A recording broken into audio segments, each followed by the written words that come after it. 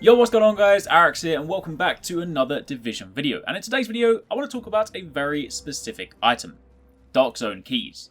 I've mentioned these a couple of times in passing in some of my previous videos, but there still seems to be some questions about them, so I figured I'd dedicate a video to it, as it's something that will not only benefit you now, going into the beta this week, but also when the full game launches in March.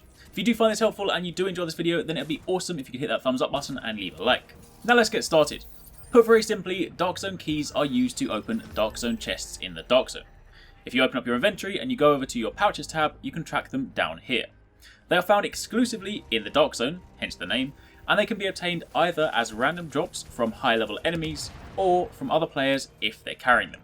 See, when you die in the Dark Zone, you lose three things: some money, i.e. Dark Zone credits, not regular cash, some of your Dark Zone rank, and if you're carrying them, some of your Dark Zone keys. The amount that you lose depends heavily on the state you're in when you die. In other words, if you're Rogue rank 5 with a manhunt on your head, then you'll lose a fair bit of cash, about half to 3/4 of a Dark Zone rank, and also around 2 to 3 keys. Alternatively, if you're minding your own business and you get killed by an AI enemy or another player when you're neutral, then your loss will be minimal. You'll likely lose a couple of hundred Dark Zone credits, a very tiny bit of Dark Zone rank, and about 1 to 2 keys.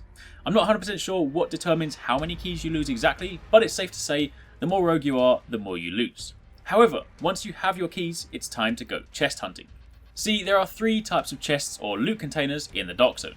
There are the small containers that can be opened without any keys or rank. Simply by locating them, you can then open them. Sometimes they contain decent items, but it's safe to say you probably won't be finding any ultra rare high-end weapons in these.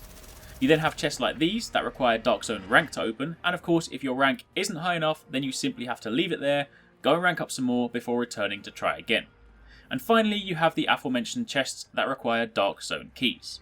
You'll find these all over the place, but one of the best indicators for a possible location is behind a group of high level enemies. If you're roaming the open world and you encounter some purple enemies protecting a named yellow bar enemy, it's safe to say there's probably a chest nearby.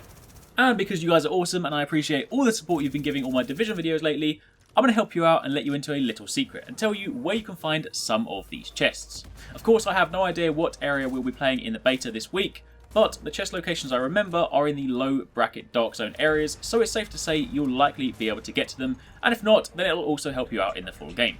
If you bring up the map, you'll see the Dark Zone is broken into, well, zones. And while you're free to roam wherever you please, these brackets have levels to indicate the enemies you'll find inside them.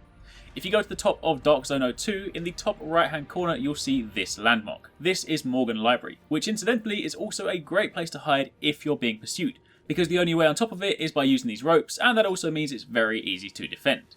But I digress. Down here, in this little alcove, you'll find a group of enemies. Kill them, go up the stairs, and you'll find a Dark Zone chest behind them. Go down the street a bit, around here, and you'll find an abandoned shopping centre opposite the car park extraction zone. Inside here are some more enemies, and behind them is a chest.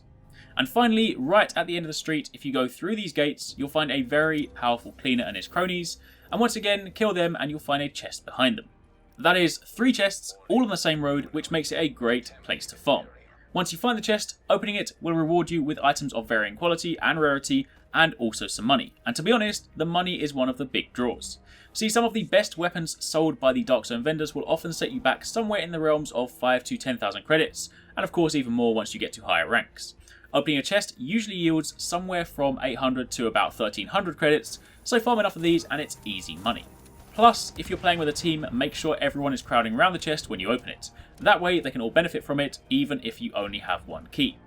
Of course, there are many more chests, but they were just the ones that I remembered, but that is pretty much it. Hopefully that's helped clear things up surrounding the Dark Zone keys and also giving you a few pointers for when you jump in this week. And if you do have any questions, by all means let me know down below. Make sure you tune in tomorrow for another Division video where I'm going to be helping you prepare for the beta.